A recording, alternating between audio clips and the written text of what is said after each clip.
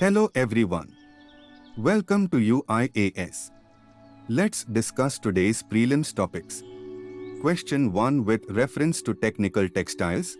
Consider the following statements. 1. AM technical textile is a textile product manufactured for non-aesthetic purposes where function is the primary criterion. 2. Technical textile accounts for approximately 13% of India's total textile and apparel market and contributes to India's GDP at 0.7%. 3. They are manufactured only by using man-made fibers such as Nomex, Kevlar, Spandex and Twarin. How many of the above statements are correct? A. Only 1. B. Only 2. C. All 3. D. None. The answer is B. Technical textiles include textiles for automotive applications, medical textiles, example, implants, geotextiles, reinforcement of embankments, agrotextiles, textiles for crop protection, and protective clothing, example, heat and radiation protection for firefighter clothing, molten metal protection for welders, stab protection and bulletproof vests, and spacesuits. They are manufactured using natural as well as man-made fibers such as Nomex, Kevlar, Spandex, and Twarin that exhibit enhanced functional properties such as higher tenacity, excellent insulation, improved thermal resistance, etc. Question 2 with reference to Swati Mountains, consider the following statements. 1. Indigenously developed weapon locating radar, WLRM. 2. It was developed by Defense Research and Development Organization, DRDO. 3. They are specifically designed for operations in mountainous and high-altitude areas. How many of the above statements are correct? A. Only 1. B. Only 2. C. All 3. D. None. The answer is B. It was developed by Bharat Electronics Limited, BEL, in Bengaluru.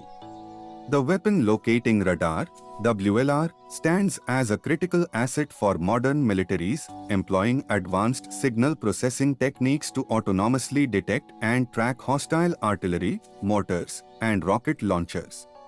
Notably, it even tracks friendly fire trajectories, enabling precise calculations for more accurate artillery strikes. The radar's sophistication lies in its ability to detect and track small projectiles across the battlefield while factoring in environmental conditions for precise launch and impact point estimations. A hallmark of the WLR is its high mobility and swift deployment capabilities, allowing it to adapt to changing operational requirements efficiently. Its slewable platform further enhances its agility, enabling scanning of different areas without the need for physical repositioning. Ensuring effectiveness in hostile environments, the radar is designed with survivability and resistance to electronic warfare measures in mind. Question 3. What is Delhi Services Bill? 1. It states that the inquiries and suspensions of the officials of the national capital will be under the centre's control. 2. The Lieutenant Governor will be empowered to exercise his sole discretion on various matters, which will include the National Capital Civil Services Authority's recommendations and the prorogation, summoning, and dissolution of the Delhi Legislative Assembly. 3. The National Capital Civil Services Authority will include the Chief Secretary of Delhi, the Principal Home Secretary of Delhi, and the Delhi Chief Minister. How many of the above statements are correct? A. Only 1. B. Only 2. C. All 3. D. None. Answer is C. Question 4. Consider the following statements about Havana syndrome. 1. It is a cluster of unproven idiopathic symptoms experienced mostly abroad by US government officials and military personnel. 2. The symptoms range in severity from pain and ringing in the ears to cognitive dysfunction and were first reported in 2016 by US and Canadian embassy staff in Havana, Cuba. 3. Directed microwave radiation, was the likely cause of illnesses. How many of the above statements are correct? A. Only one. B. Only two. C. All three. D. None. Answer is C. Some of the common symptoms of Havana syndrome are migraines, nausea, hearing sounds without external noise, vertigo, memory lapses, and dizziness. Once the story became public, various US government representatives attributed the incidents to attacks by unidentified foreign actors, and various US officials blamed the reported symptoms on a variety of unidentified and unknown technologies, including ultrasound and microwave weapons. Other possibilities such as pesticides and other toxins were also raised, but all suggested causes were speculative as no undisputed evidence was discovered. Question 5. Consider the following statements about vacuita porpoise recently in news. 1. The International Whaling Commission, IWC, had recently issued its first extinction alert on the vacuita porpoise. 2. The vacuita is only found in the northernmost part of the Gulf of Aden. 3. The steep decline in abundance is primarily due to bycatch in gillnets from the illegal Totoaba fishery. How many of the above statements are correct?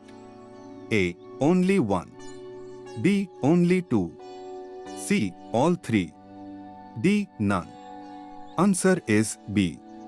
The vacuita is only found in the northernmost part of the Gulf of California, Mexico. The International Whaling Commission, IWC, had recently issued its first extinction alert on the vacuita porpoise, of which only 10 individuals survive in the Gulf of California or Sea of Cortez in Mexico. The species is currently on the brink of extinction and is currently listed as critically endangered by the IUCN Red List. Question 6. Consider the following statements about exercise Malabar. 1. The Malabar series of maritime exercises commenced in 1992 as a bilateral exercise between the Indian Navy and the Australian Navy and currently includes 4 navies in the Indo-Pacific region.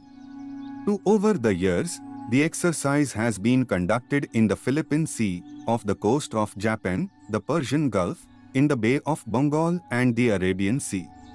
3. The aim of the exercise includes increasing interoperability between the naval forces. How many of the above statements are correct? A. Only one. B. Only two. C. All three. D. None. Answer is B. The Malabar series of maritime exercises commenced in 1992 as a bilateral exercise between the Indian Navy and US Navy and currently includes 4 navies in the Indo-Pacific region. The exercise started in 1992 along the Malabar coast as a bilateral exercise between India and the United States. It was expanded in 2007 with the participation of Japan, Singapore, and Australia. Japan became a permanent partner in 2015. Australia participated in the exercise again in 2020, marking the second time that the Quad will be jointly participating in a military exercise.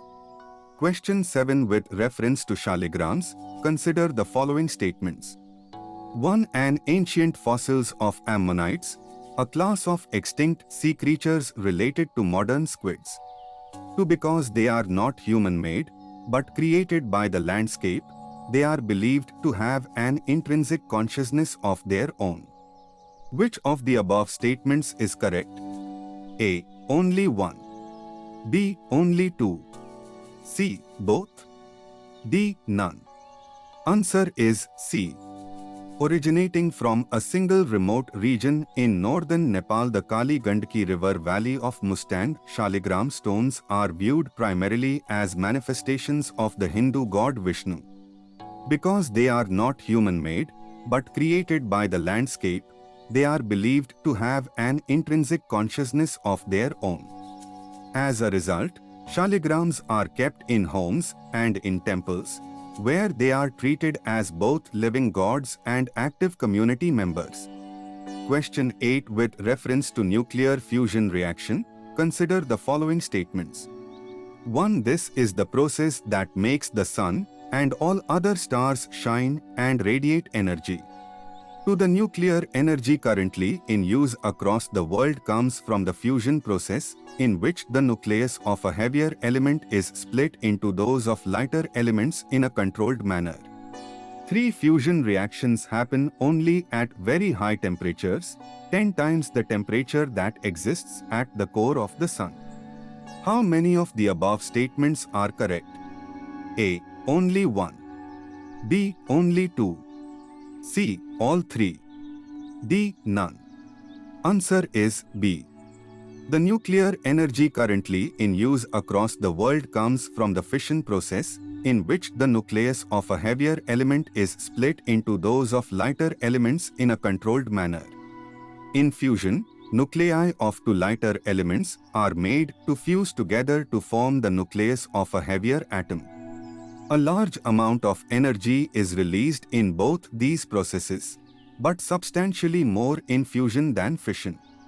For example, the fusion of two nuclei of a heavier isotope of hydrogen, called tritium, produces at least 4 times as much energy as the fission of a uranium atom, which is the normal process of generating electricity in a nuclear reactor. Besides greater energy yield, fusion is also a carbon-free source of energy and has negligible radiation risks. Thank you, everyone. Do subscribe to this channel. Use code SPLIVE to join Unacademy.